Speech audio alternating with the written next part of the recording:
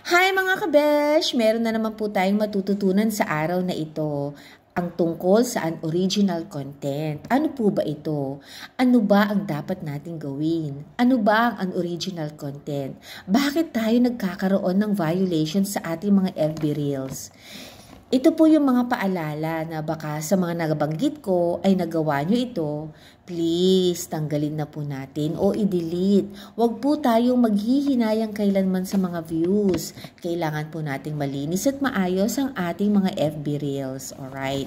Ang una po, nag-upload po ba tayo ng video na galing sa iba o galing sa atin na paulit-ulit?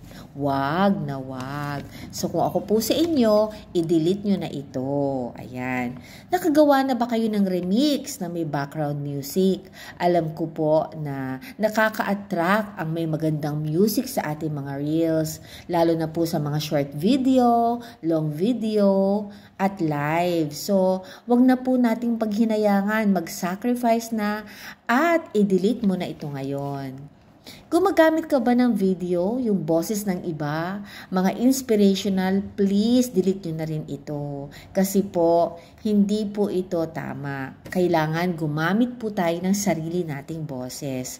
Meron ba tayo mga watermarks? Ayan. Printed logo, intellectual property violation, mga branded logo. Kung hindi po intentional, okay lang yon. Pero malalaman din nila kung intentional nating ginamit sa ating mga video. So sa ganong paraan, maayos at malilinis muli. So ayan mga kabesh, delete na ha para maayos na ang ating mga long video, short video at ang ating pagla-live. Ingat!